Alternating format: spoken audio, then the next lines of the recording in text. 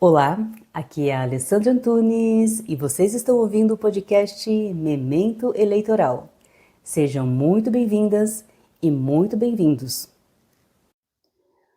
Hoje nós vamos continuar conversando a respeito de ações eleitorais. O tema de hoje é a ação de impugnação ao mandato eletivo, a AIME. Pessoal, eu preparei esse podcast com muito carinho e muita dedicação para vocês. Então, não deixe de dar like ao final e de compartilhar este podcast com seus amigos, porque isso vai me ajudar a trazer mais pessoas para que eu possa compartilhar essas informações de direito eleitoral com um público maior. A intenção, na realidade, é no futuro breve começar a gravar aulas em vídeo a respeito de direito eleitoral e especialmente a respeito de ações eleitorais. Eu não estou fazendo isso ainda porque isso demanda tempo, porque eu vou precisar aprender novas tecnologias de edição de vídeo e neste momento eu não tenho esse tempo, porque eu estou terminando uma pós em direito eleitoral, então eu estou focando especificamente na pós. Mas assim que eu terminar a pós, eu quero começar a gravar aulas em vídeo aqui no YouTube. Vou aprender as tecnologias necessárias para fazer a edição desses vídeos, vou verificar quais são os programas que eu tenho que usar para isso, mas nesse momento eu não estou me preocupando com isso, eu estou me preocupando realmente com a pós, e o podcast, embora seja uma paixão, é um trabalho secundário. Então eu conto com você, para que meu público aqui aumente, para que eu possa transmitir informações acerca de direito eleitoral para um público maior. Maravilha? E chega de lero-lero, vamos então para o que interessa, que é falar a respeito da AIME. Vamos começar falando a respeito do fundamento legal para a AIME. Bem, a AIME ela está prevista no artigo 14, parágrafos 10 e 11 da Constituição Federal. O parágrafo 10 diz o seguinte: o mandato eletivo poderá ser impugnado ante a Justiça Eleitoral no prazo de 15 dias, contados a diplomação, instruída a ação com provas de abuso de poder econômico, corrupção ou fraude. E o parágrafo 11 diz que a ação de impugnação de mandato tramitará em segredo de justiça, respondendo o autor, na forma da lei, se temerária ou de manifesta má-fé. Essa norma constitucional, ela tem eficácia plena, ou seja, ela não depende de lei para que seja aplicada. O texto constitucional autoriza a interposição de AIME desde que a Constituição ela foi promulgada. E aqui a gente pode lembrar rapidamente da classificação dada por José Afonso da Silva às normas constitucionais. Ele divide as normas constitucionais em normas de eficácia plena, normas de eficácia contida, normas de eficácia limitada. As normas de eficácia plena são aquelas de aplicação imediata, que não depende de lei para regulamentá-las, que é o caso desse artigo que fundamenta a interposição da AIME. As normas de eficácia contida são aquelas aptas a produzir todos os seus efeitos desde o momento da promulgação da Constituição, mas que podem ser restringidas pelo legislador. Já as normas de eficácia limitada são aquelas que não possuem efeito imediato, pois dependem de norma regulamentadora, depende de uma lei que regulamente a norma constitucional. Eu não quero me estender muito aqui, porque esse é um assunto de direito constitucional. Embora eu seja apaixonada pelo direito constitucional, o nosso assunto aqui, o nosso tema é de direito eleitoral, especificamente a respeito de AIME. Então vamos continuar na AIME, não vamos perder o foco. Eu sei que alguns podem estar dizendo que o parágrafo 11 é de eficácia limitada, porque se o autor ele entrar com a ação de forma temerária ou de má-fé, ele irá responder por isso na forma da lei. Sim, essa parte da norma constitucional realmente depende de lei para regulamentá-la, para dizer quais serão as penalidades, qual é o procedimento para que o autor ele seja responsabilizado neste caso. Contudo, a interposição da AIME, a interposição da ação, isso tem eficácia plena. Desde que a Constituição foi promulgada, já foi possível a interposição da AIME. Continuando sobre a AIME, o parágrafo 10 da Constituição Federal fala especificamente em abuso de poder econômico. Isso significa que essa ação não poderia ser interposta para impedir o abuso de poder político ou de autoridade? Bem, a jurisprudência caminha no sentido de ser aceitável a AIME por abuso de poder político ou de autoridade quando essas condutas estiverem imbricadas com o abuso de poder econômico. Isso é muito fácil de ocorrer, não é verdade? Porque para a prática do abuso de poder político ou de autoridade, por vezes, é necessário o uso de recursos patrimoniais de forma a incidir também o abuso de poder econômico. E qual a natureza da AIME? Bem, a AIME ela tem natureza constitucional eleitoral. Olha só que maravilha, né, gente? Eu falei já que eu sou apaixonada pelo direito constitucional e também adoro o direito eleitoral. Aí a gente tem o encontro de duas matérias do direito que são verdadeiras lindezas, né? Que é o direito constitucional e o direito eleitoral. Uma coisa importante é que na AIME não se investiga crime. A corrupção a ser combatida nessa ação não é uma corrupção criminal. Ela representa mais um senso comum de corrupção. É mais um ilícito, uma coisa errada. Falarei mais sobre isso à frente. E caso haja indícios de delito, o fato deve ser comunicado ao Ministério Público Eleitoral. Vamos falar agora a respeito do rito processual a ser aplicado na AIME. Não há previsão legal expressa acerca do rito a ser observado na AIME. Em consequência disso, alguns doutrinadores, como Tito Costa, defenderam que deveria ser aplicado o trâmite estabelecido pelo Código de Processo Civil. Contudo, as ações eleitorais exigem soluções rápidas para que não percam sua utilidade.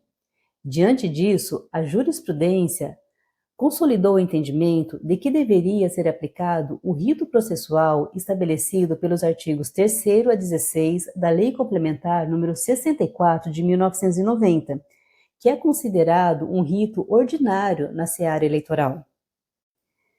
De todo modo, a teor do artigo 15 do Código de Processo Civil, na ausência de normas específicas, as disposições do Código de Processo Civil deverão ser aplicadas à AIME de modo supletivo e subsidiário. Bem, o parágrafo 11 do artigo 14 da Constituição Federal impõe que o trâmite da AIME deve observar o segredo de justiça. O segredo de justiça é apoiado por alguns doutrinadores e severamente criticado por outros. Os que defendem o segredo apontam como fator principal a preservação da imagem e do nome do impugnado, da pessoa impugnada. Já os que criticam dizem que o segredo fere a publicidade e impede os eleitores de formarem adequadamente a consciência para o voto. De que lado vocês estão? Deixe nos comentários. De qualquer maneira, o TSE formou o entendimento de que apenas o trâmite da AIME é sigiloso. O seu julgamento deve ser público, em observância ao disposto no artigo 93, inciso 9 da Constituição Federal, que determina que todos os julgamentos devem ser públicos. Vamos falar agora a respeito da petição inicial. A petição inicial deve observar os requisitos do artigo 319 do Código de Processo Civil e, assim, deve conter o órgão jurisdicional ao qual se dirige, a qualificação e o domicílio da pessoa impugnada, o pedido e seus fundamentos fáticos jurídicos, ou seja, a causa de pedir, deve conter ainda o requerimento de citação da pessoa impugnada e trazer as provas com que pretende demonstrar a verdade. Nesse ponto, é importante pontuar que qualquer meio de prova pode ser requerido, sejam as provas típicas, que são aquelas reguladas em lei, ou as atípicas, que, a contrário senso, são aquelas que não são reguladas em lei. A única coisa que deve se observar é que as provas requeridas devem ser moralmente legítimas. Um ponto importante a salientar é que não é necessário que a petição inicial traga provas cabais para demonstrar a prática do abuso de poder econômico, da corrupção e da fraude. O que se exige é a chamada prova inaugural, que deve ser apta a demonstrar a viabilidade da demanda por meio de suporte probatório mínimo. Além disso, podem ser produzidas provas documentais e provas testemunhais. Devemos lembrar que as ações eleitorais são gratuitas, porque nelas se discutem fatos destinados a proteger os atos de cidadania contra eventuais violações ao processo eleitoral. Isso é o que dispõe o artigo 5º, inciso 77 da Constituição Federal, que estabelece que as ações destinadas ao exercício da cidadania, nelas compreendida a AIME, são gratuitas. No mesmo sentido é o artigo 1º, inciso 4º da Lei 9.265 de 1996. Somado a isso, o artigo 4º da Resolução TSE número 23.478 de 2016 dispõe que os feitos eleitorais são gratuitos, não incidindo custas, preparo ou honorários. Em decorrência disso, a inicial não precisa trazer o valor da causa, já que não haverá condenação à verba sucumbencial. Vamos lembrar que as verbas sucumbenciais referem-se aos honorários que a parte perdedora de um processo judicial deve pagar ao advogado da parte vencedora. E se a petição inicial da AIME não trouxer todos os requisitos exigidos? Neste caso, nos termos do artigo 330 do Código de Processo Civil, a inicial poderá ser indeferida de plano, com extinção do processo, com julgamento de mérito, nos termos do artigo 485, inciso 1 do Código de Processo Civil.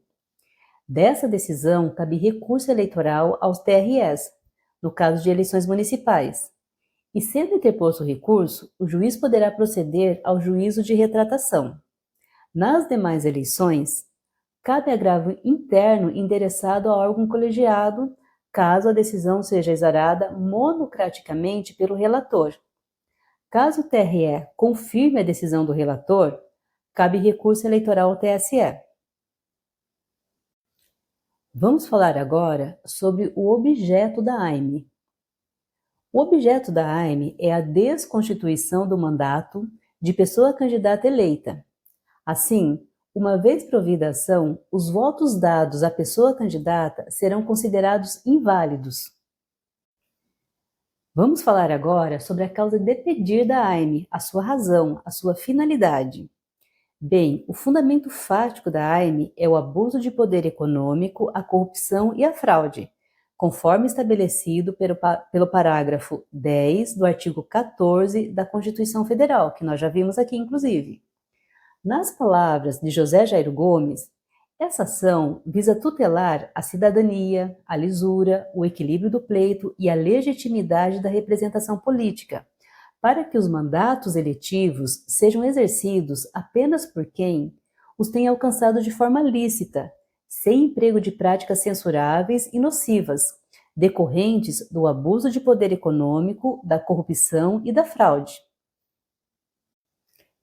Vamos lembrar que a corrupção combatida aqui não é a tipificada penalmente, mas sim aquela que o senso comum repudia, como, por exemplo, o transporte gratuito de eleitores no dia da eleição com o fim de obter vantagem eleitoral. Importa saber ainda que na AIME não se discute requisitos de elegibilidade ou existência de inelegibilidade. Isso deve ser discutido por meio de ARC, ação de impugnação ao registro de candidato, ou de RCED, recurso contra a expedição de diploma. Eu falo sobre essas ações em episódios distintos. Se você não ouviu, corre lá para ouvir. E será que é possível o aditamento ou alteração da causa de pedir na inicial da AIME? Bem, é possível o aditamento ou alteração da causa de pedir após a propositura da ação, desde que observadas a decadência e a prescrição. Lembrando que decadência é a perda de um direito devido ao não exercício desse direito dentro do prazo legal. E a prescrição é a extinção da pretensão, ou seja, perde-se o direito à ação pelo decurso de prazo. Pessoal, antes de partir para o bloco final, eu só gostaria de dizer que eu usei como fonte para produzir este podcast a lei, especialmente a Lei Complementar 64 de 1990 e o Código de Processo Civil, também as resoluções do TSE, especialmente a Resolução 23.478 de 2016 e o livro de Direito Eleitoral de José Jairo Gomes. Inclusive, eu estruturei todo o conteúdo da mesma forma como o José Jairo Gomes traz no livro dele, porque eu acho bastante didático. Eu espero que vocês também gostem da forma como o podcast está estruturado. Mas se vocês tiverem alguma sugestão, deixem aí no comentário. Eu vou ficar muito feliz com isso. Pessoal, ao fazer a gravação deste podcast a respeito de AIME, eu percebi que o conteúdo é muito extenso. Então, eu vou ter que particioná-lo em 3 partes. Essa é a primeira parte e eu já vou disponibilizar no YouTube a segunda e a terceira parte para aqueles que já queiram ouvir logo na sequência para não perder o encadeamento lógico. Então é isso. Por enquanto a gente fica por aqui e daqui a pouco a gente se encontra no segundo e no terceiro episódio a respeito de AIME. Agradeço vocês imensamente por terem ficado até o final deste podcast e aproveito para convidar aqueles que não me seguem lá no Instagram a me seguirem, memento_eleitoral. Maravilha, então. Um grande beijo para vocês. Se cuidem. Fiquem com Deus. Até mais. Tchau, tchau.